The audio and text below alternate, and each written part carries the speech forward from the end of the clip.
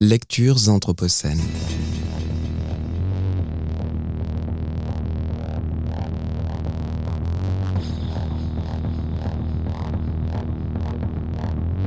Lecture anthropocène. Bonsoir, j'ai choisi de vous lire ce soir un extrait d'un ouvrage qui s'appelle Pétro-masculinité, du mythe fossile patriarcal aux systèmes énergétiques féministes. C'est un ouvrage de Kara New-Daggett qui a été traduit par Clément Amézieux et publié par les éditions Wild Project en 2023.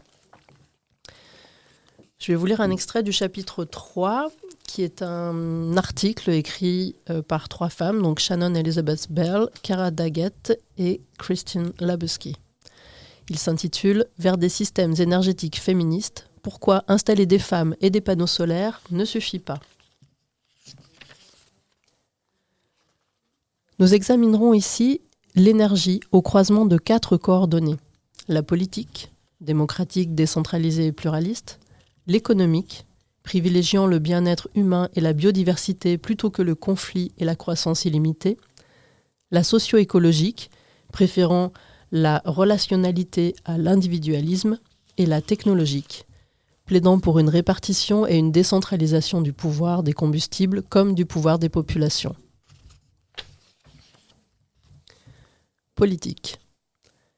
Les systèmes énergétiques renouvelables ne produisent pas automatiquement démocratie et justice, ni ne sont nécessairement durables. Sans nouvelles politiques énergétiques leur correspondant, il est peu probable que ces nouvelles technologies résolvent à elles seules le désastre climatique qui vient. La propriété publique et démocratique des systèmes énergétiques est le dispositif le plus à même d'assurer leur justice et leur viabilité. Économique. Au lieu d'un renoncement à l'énergie, généralement conçu comme un sacrifice individuel, les féministes énoncent les avantages qu'il y aurait à détourner l'énergie de ces activités hypercarbonées et superproductrices.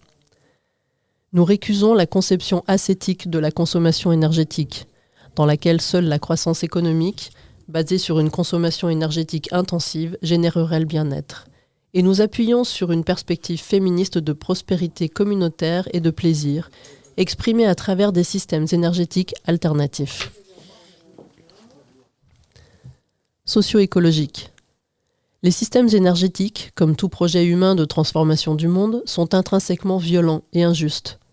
Mais l'exigence de pureté mène à la paralysie et sert les intérêts du statu quo carboné.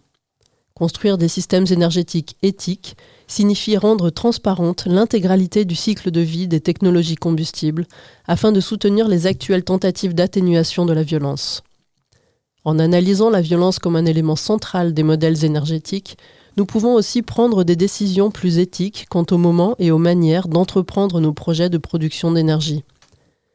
Ces décisions seront orientées autour des besoins et des intérêts de toutes les communautés plus qu'humaines impliquées dans sa production, sa distribution et sa consommation, lesquelles transcenderont bien souvent les frontières des États-nations. Il est vital de réconcilier les systèmes énergétiques féministes avec des projets techno-utopiques dans lesquels la technologie émanciperait les humains de certaines formes de travail et de sujétion. De leur côté, les féministes préservent mais redéfinissent la notion de travail, activité essentielle auxquelles les humains et non-humains peuvent s'adonner avec plaisir, sans subordination ni violence. Les systèmes énergétiques féministes reconnaissent que la production et les échanges d'énergie sont des activités qui exigent de l'effort. Plutôt que de souhaiter la disparition du labeur, nous aspirons à le répartir équitablement au sein d'une communauté, à maximiser les accessibilités plutôt que de les prescrire au compte-gouttes. Pour Sarah Ahmed, l'invention des mondes queer et féministes est mue par la volonté de soutenir les personnes qui sont aujourd'hui laissées pour compte en raison de qui elles sont, de ce qu'elles veulent ou de ce qu'elles font. Comme les technologies, les systèmes énergétiques féministes ont pour intention de produire des mondes.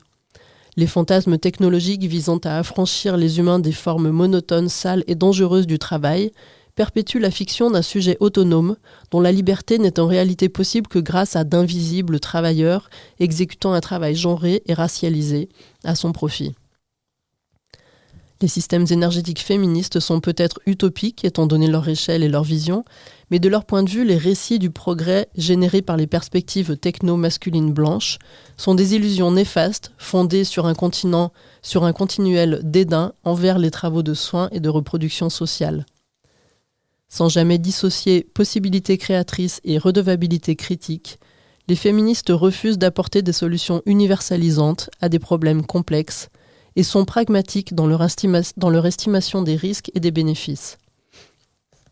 Démanteler les systèmes énergétiques violents pour leur substituer des systèmes féministes ne sera pas chose facile et pourrait ne pas toujours, ni même souvent, être mené à bien.